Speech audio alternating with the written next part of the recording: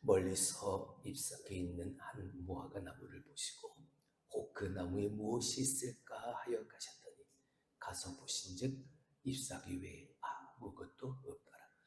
이는 무화과의 때가 아닙니다. 예수께서 나무에게 말씀하여 이르시되 이제부터 영원토록 사람이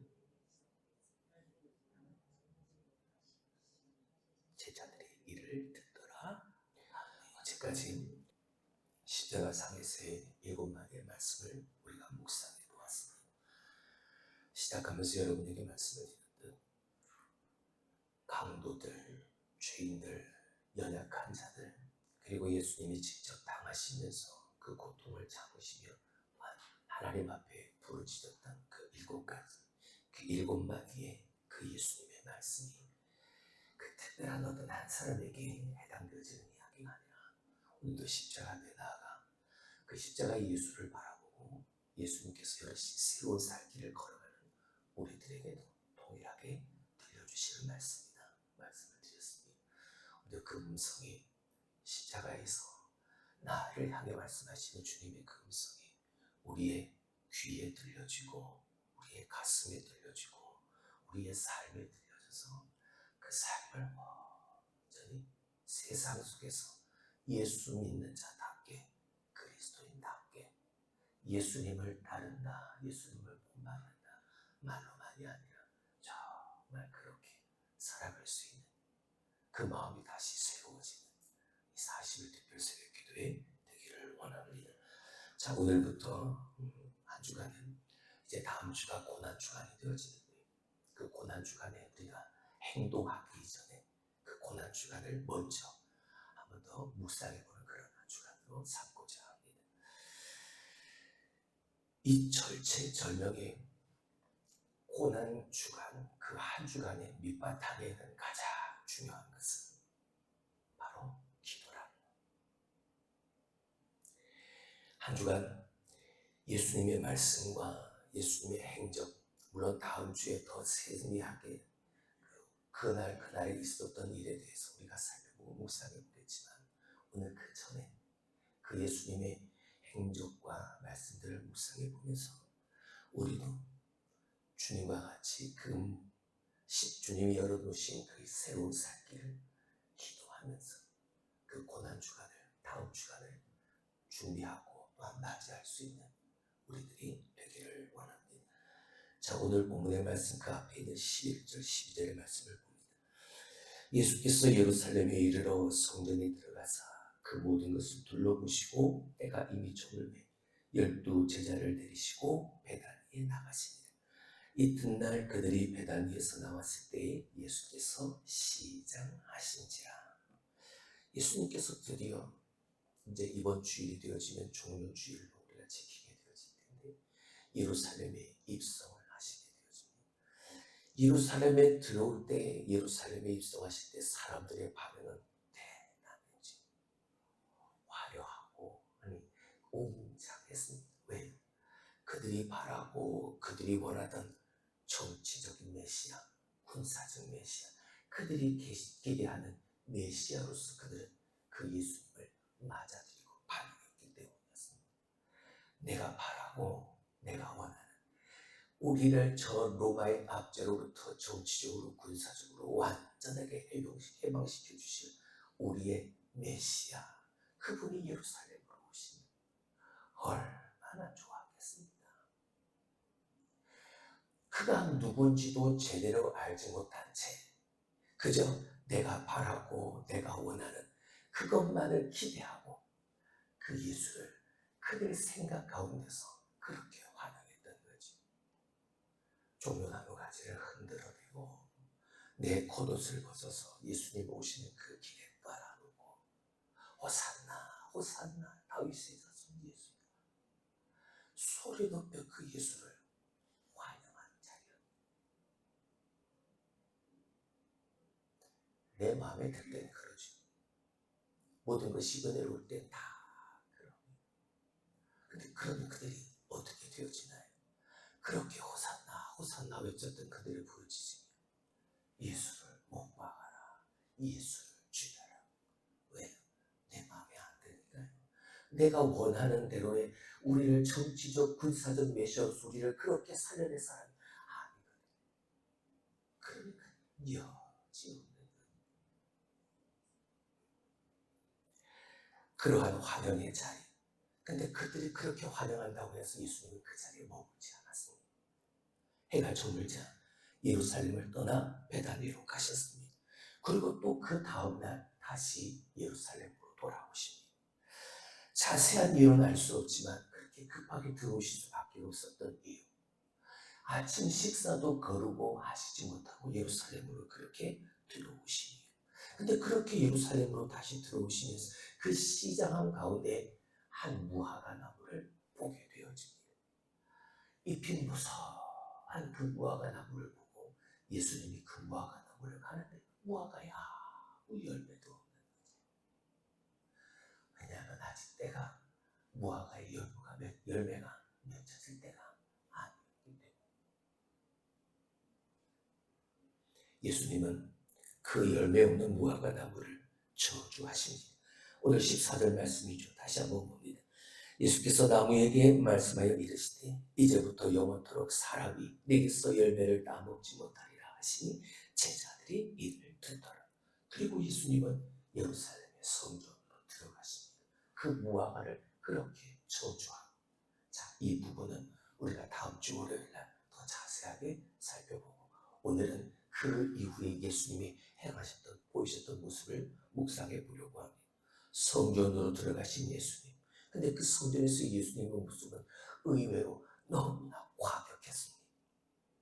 자, 마가복음 11장 15절을 봅니다. 그들이 예루살렘에 들어가니라. 예수께서 성전에 들어가사 성전 안에서 매매하는 자들을 내쫓으시며 돈 바꾸는 자들의 상과 비둘기 파는 자들의 의자를 둘러엎으십니다. 다 둘러버리십니다. 예수님은 이렇게 과격한 행동을 보이지를 않으셨습니다. 앞으로도 그렇고 지금까지도 그래요. 살인한 자, 간음한 자, 사람을 죽이고 물건을 빼앗은 강도들, 어떤 사람을 만나도 어떤 곳에서도 주님은 이런 과격한 행동을 보이지를 않으셨습니다. 그래서 더 이상하지만 오늘 이곳에서 예수님은 왜 이렇게 과격한 행동을 보이셨을까? 이어지는 말씀에서 우리는 그 이유를 알 수 있습니다. 17절을 봅니다. 이에 가르쳐 이르시되 기록된 바 내 집은 만민이 기도하는 집이라 칭함을 받으리라고 하지 아니하였느냐. 너희는 강도의 소굴로 만들었도다 하시매 아멘. 자, 예수님께서 이르시되 말씀하시되 꾸짖으시되, 근데 그 앞에 무슨 단어가 써있냐? 가르치시다. 이에 가르쳐 이르시되, 알지 못하고 깨닫지 못하고 그렇게 행동하는 그들에게 예수님이 뭐 하셨다? 가르치셨다. 가르침의 이유는 분명하죠. 왜 가르칩니까? 가르침은 깨닫게 하기 위함인 겁니다. 알게 하기 위함. 그 목적인 거죠. 기도하는 집. 예수님께서 성전에 들어가 보시니까 예수님이 알고 계셨던, 예수님이 만드셨던, 예수님이 세우셨던 교회, 그 성전 안에 그 모습이 아닌 겁니다. 기도하는 집이라 칭함을 받으리라고 하지 아니하였느냐. 하나님의 교회, 하나님의 성전은 기도하는 곳인데 너희는 강도의 속을 광도의 굴물로 만들고, 기도는 이루어지지 않고 사기치고 속이고 제사 제물들을 장사하고 협작의 장소로 바꿔져 하나님을 예배하는 것이 아니에요. 기도하는 것이 아니에요. 내 이익을 챙기려고 사람들을 속이고 사기치고 그런 곳이 되어져 버려요. 여러분, 하나님은 무소부지하신 분입니다. 하나님은 편지하신 분이시죠. 어느 곳에나 그런 의미에서 교회는 아무 의미가 없습니다. 하지만 하나님께서 교회를, 성전을 허락하신 이유는 분명합니다. 하나님이 성전을 지으신 이유는 분명하죠. 무엇 때문입니까? 우리 때문입니다. 나를 위해서. 어디서나 계시는 그 하나님을 어디서든 예배할 수 있습니다. 하지만 하나님이 특별히 구별하여 성전을 지으신 이유가 무엇입니까? 우리를 위해서. 바로 기도 때문이었다는 거예요. 하나님이 우리의 기도를 들으시고 그 기도에 응답하신다라는 걸 확신시켜 주시기 위한 장소가, 하나님을 만나는 거룩함에 구별된 장소가 바로 성전이기 때문에, 그걸 우리는 어디서 찾아볼 수 있느냐? 솔로몬의 기도에 대한 하나님의 대답에서 우리가 찾아볼 수 있습니다. 역대하 7장 15절 16절 다 같이 한번 보시죠. 이제 이곳에서, 어디요? 하나님 성전에서, 이곳에서 하는 기도에 내가 눈을 들고 귀를 기울이니 이는 내가 이미 이 성전을 택하고 거룩하게 하여 내 이름을 여기에 영원히 있게 하였습니다. 내 눈과 내 마음이 항상 여기에 있느니라. 바로 이 어디서나 계시는 하나님이, 어디서나 당신을 향해 드리는 예배를, 기도를 하나님이 다 들으실 수 있지만 특별히 이곳에서 하는 기도에 내가 눈을 들고 귀를 기울이겠다. 내가 이미 이 성전을 택하고 거룩하게 해서 내 이름을 여기에 두어 영원히 있겠다. 그래서 내 눈과 내 마음이 항상 여기에 있다. 할렐루야. 성전은 바로 이런 것이죠. 하나님의 교회는 바로 이런 것이죠.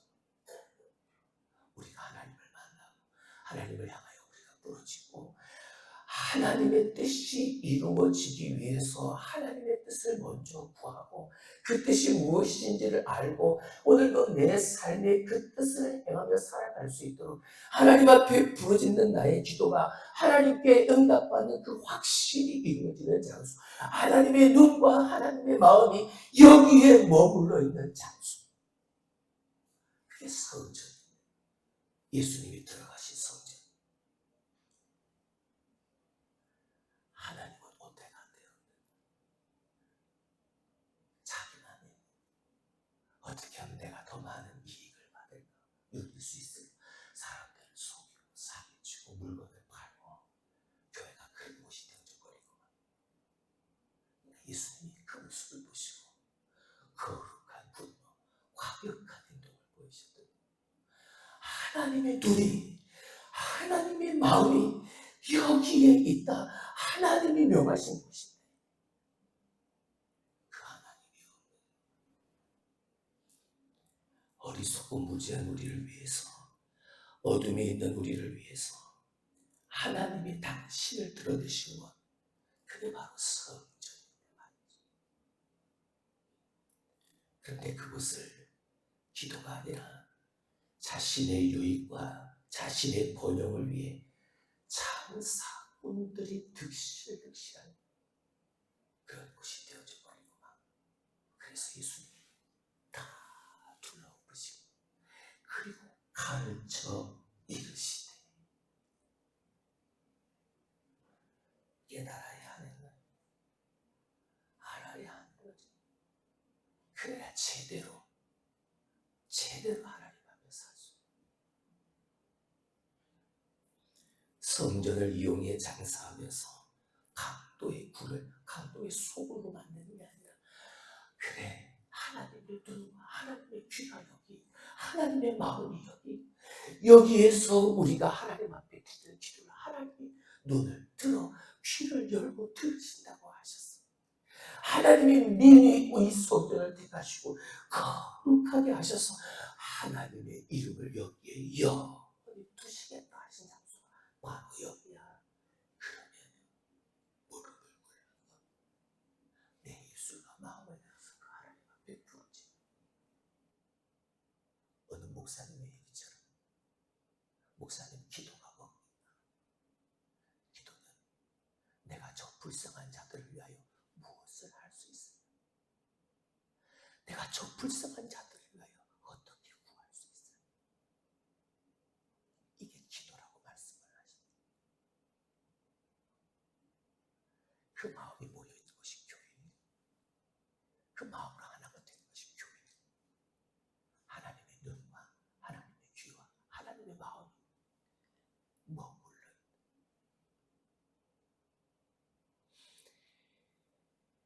하나님이 그곳에 계실 이유가 사라져버립니다. 내가 그렇게 만들어, 내 욕심이 그렇게 만들어, 내 생각이 그렇게 만들어버려. 절체절명의 순간을 앞둔 그 월요일 날 주님이 분노하시면서까지 이렇게 기도를 강조하셨던 이유가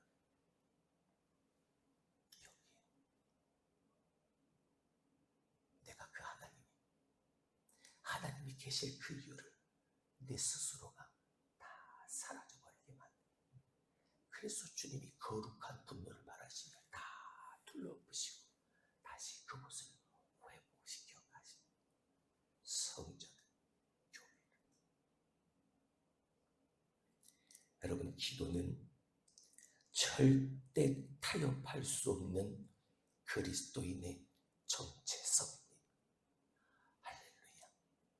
나는 그리스도인입니다 라고 말할 때 그 그리스도인이라는 말에 가장 많은 부분을 차지하는 기도하는 사람이다. 기도하지 않고 기도할 수 없다면 그냥 이름뿐인 그리스도인입니다.